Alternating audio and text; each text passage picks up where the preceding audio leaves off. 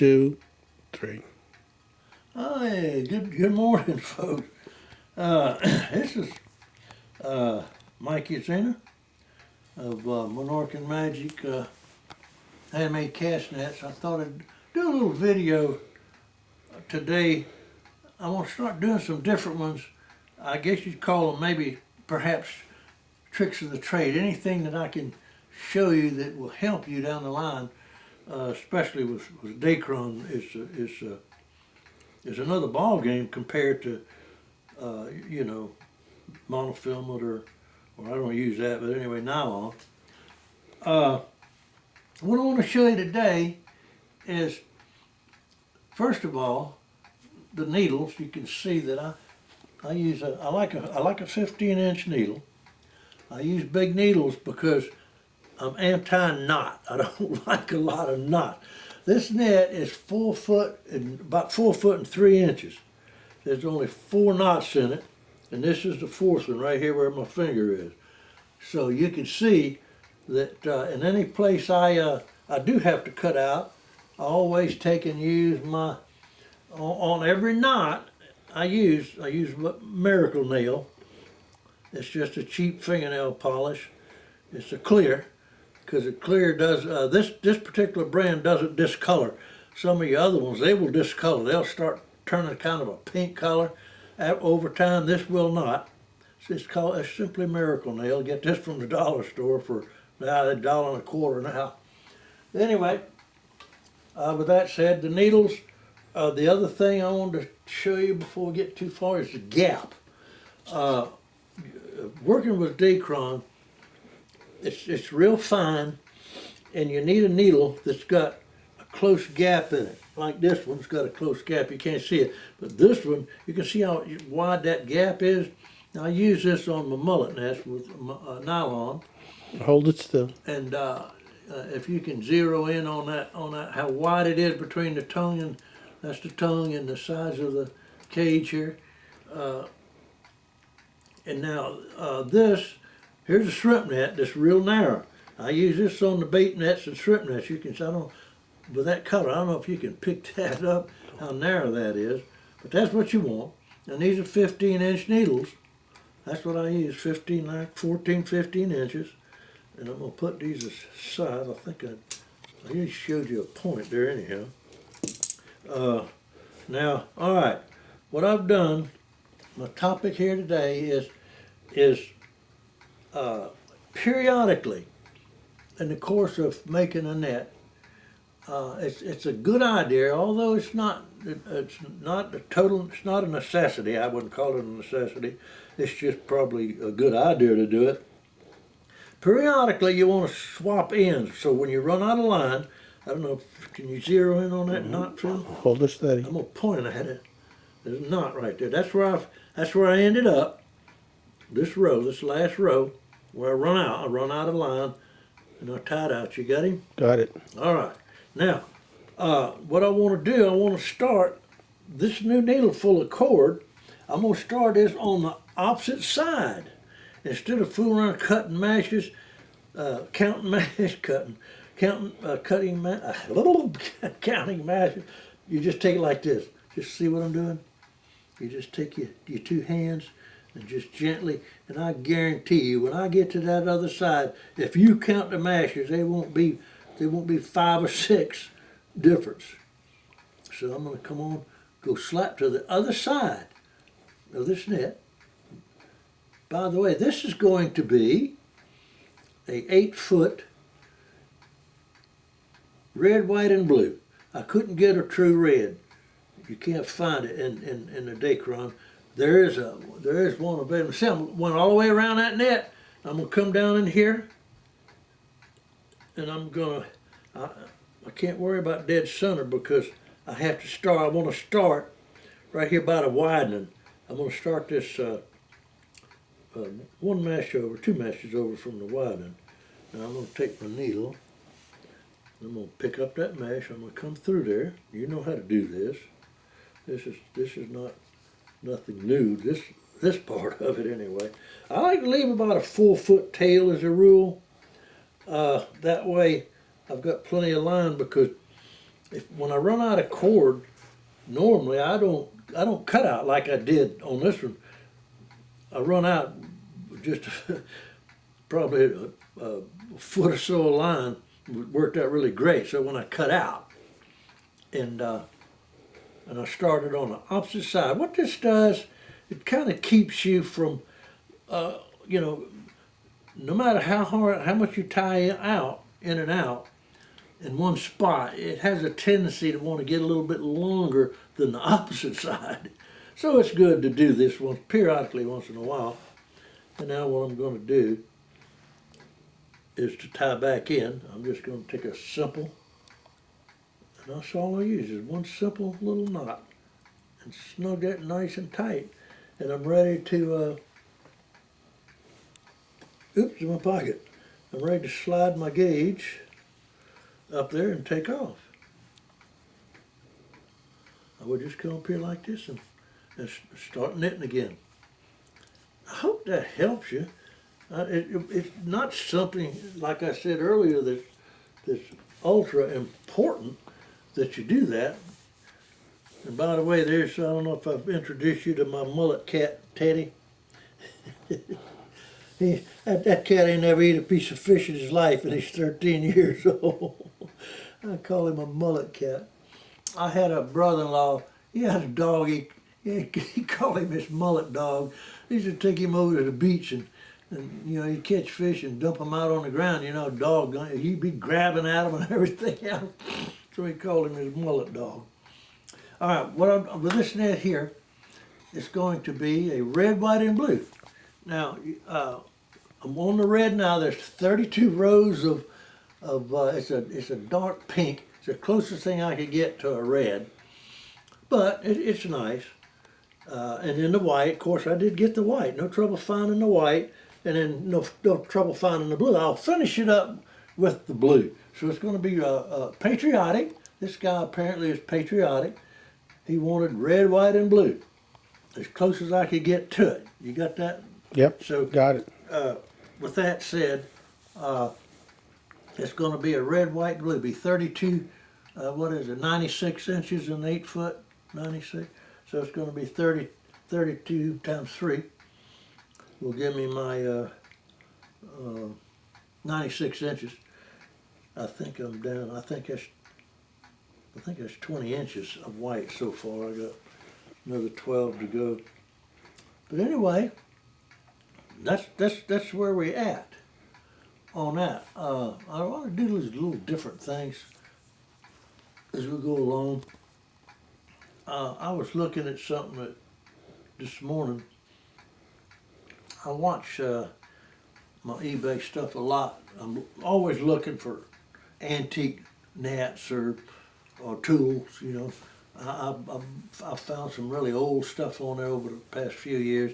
I ain't seen too much in the last few years. I haven't seen anything that was, you know, of any really consequence to me, but I do look.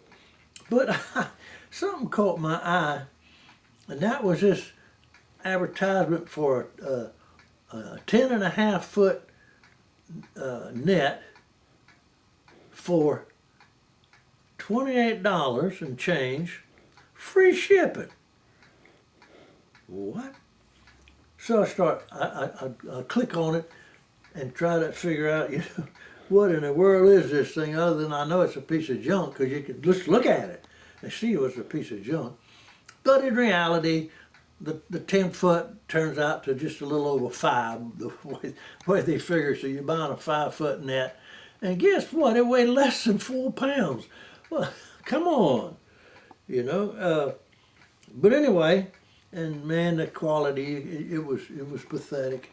What they use, it looks like a double deal of parachute cord for the foot line. That's what it looked like, doubled for whatever reason, and the sinker was only through one of it. I don't know what they were doing. Anyway, cheap, Chinese, I'm sure, all the way. But it just caught my eye, and when I saw it, how in the world can they sell a 10 foot net for $28 and free shipping? But when you know, look at the fine print. If you're going there looking for And most people, 99% of you people out there are going. That's what you're going to do. You're going to buy a store-bought net. Be selective. Go to somebody that's reputable, that knows what they're doing. Stay away from the Chinese stuff. You've got a lot of people here in the country, that make these things out. They're panel nets. They're not handmade. You won't find nobody other than me, I don't think, making a full handmade net. But anyway, but be cautious. Like I said, there's some people like Johnson Nets and there's several of them kind of looser and Jan's net crab. My favorite is Memphis net and twine. But you gotta look and make sure that they're not some trash. All right, I guess I've talked enough about that. How much time we got, Phil? How long? We got 10 minutes. Huh? We've got 10 minutes on. 10 minutes. I could tell you a little quick story. I haven't told you many stories in the past, but about my mullet fishing days. I used to be a little wild and crazy and when you're young, you're not scared of anything. Nothing. You don't have no fear of going out in that ocean at night, pitch black dark, with a net wading across damn sloughs and water up to your neck and getting up on a sandbar. You don't have no fear of anything. And this one particular night, I had two brother-in-laws that were like brothers to me, both of them. But anyway, we used to do a lot of fishing together. And this one particular night, it was about this time of year. Might have been a little earlier in November, because the mullet were getting nice road, and that's what we were after roe mullet. And we went over to Valina Beach here in St. Augustine. We're in St. Augustine, Florida, by the way. Did I tell you that? I guess I forgot. But anyway, we are in St. Augustine, Florida, right on the East Coast.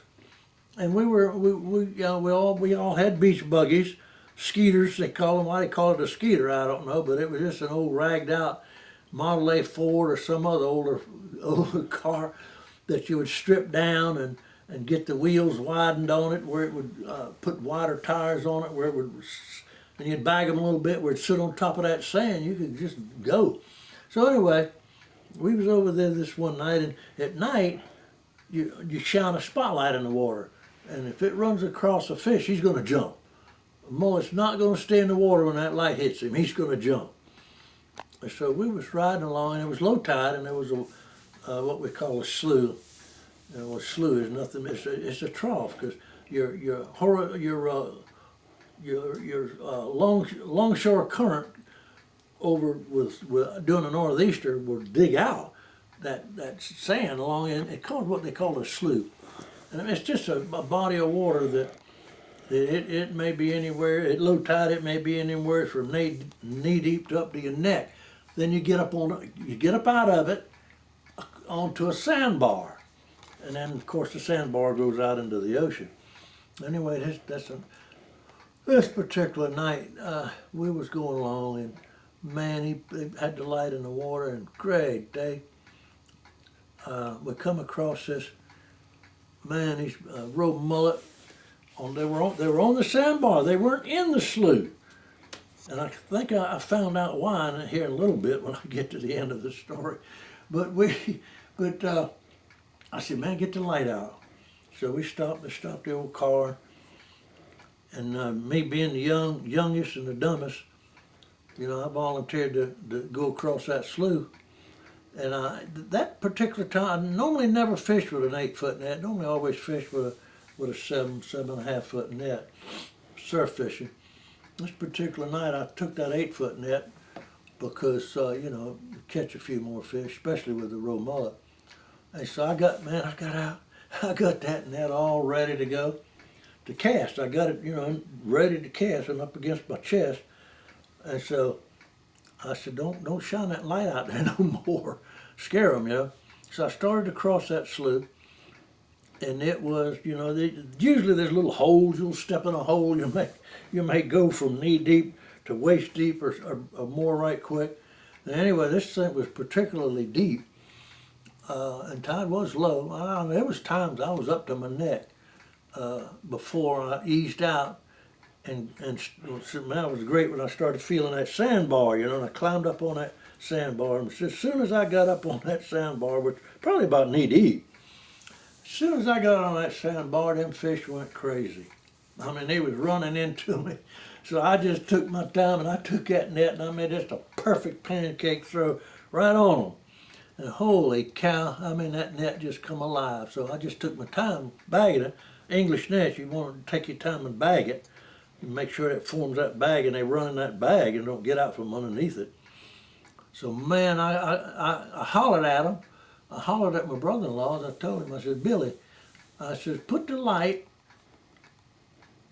on me. I want to see you coming across, because I'd walked down a bit once I crossed that slough. I said, you know, where I could see you. It was black. I mean, there wasn't no moonlight. There wasn't nothing. So he put the light across, and I started my exit back into that slough. And holy cow! Between me and that car, I see this fin about this big. Oh crap! Shark. I told him, I said, keep the light on that fin. Whatever you do, keep the light on the fin. Forget me. Keep your light on that fin, I hollered at him. Wasn't that far from him, maybe perhaps 50, 60 feet or so. And I said, keep that. And so he made it, he went down by, he was smelling them fish. He wasn't interested in me, he was interested in that net full of fish I had. And so I told him, he went down and he turned around and he come back. It seemed like forever, you know, because they're in no hurry. He went beyond me just a little way. Now, he wasn't far from me. You know, at that time, he probably wasn't 30 feet, perhaps. So he made another turn, and when he started back up north again, he got up a fair ways, and as soon as that fin went down, boy, I took out across that slough. I must have been walking. I let that net out the length of the hand line, which was probably about 20 feet. And then that fish was raising cane. Me trying to pull that net full of a real mullet. It was probably, I don't even remember if we counted. It was probably 30, I'd bet. Anywhere from probably 2 to 4 pound mullet. And so the one brother-in-law, he right away, he come out into the water to help me, you know. He met me about halfway across that slough. We grabbed that net, and boy, we pulled it ashore. But, you know, you run into some little experiences like that. And you know, shark encounters, I didn't have very many. I had a few. But that was one that sticks in my mind because, you know, of the proximity I was to him. And he was a good-sized shark because when you see a fin sticking up this high, he had to be, you know, I don't know, probably 8 or 10 foot shark. My concern was him grabbing my net full of roe mullet. That's all was on my mind. Hell with me, don't mess with my fish. But anyway, we had enough. I mean, I don't remember. It must have been close to 30. And we had a damn wash tub about full, I can tell you. Number 3 wash tub about full of roe mullet. That's enough. So we decided we're going to pack it in and go home. We got to clean fish. But that's just some you know, things that you will encounter fishing on that beach, you know. Oh, that darn thing does me that. Anyway, I'm going to turn it off. Anyway, with all of that said, I've taken up enough of your time. I think hope I helped you with this. We'll do something different next time. If there's any questions, don't hesitate to call me. You know, 904. Oh my goodness me! I'm gonna keep 904 824 904 217 7974. That's or my I have a web page. It's menorcanmagic.com. Email is Usina Mike, one word, USINAMIKE @gmail.com. I'd like to hear from you. I get calls pretty often with questions and comments and things, so don't hesitate to do that. So, with that said, I appreciate your time and hope you enjoy these little videos. I'll continue to Phil and I, my sidekick, Phil. We don't get to show him on the camera. We're going to have to do that one of these days. But anyway, take care and the best to y'all.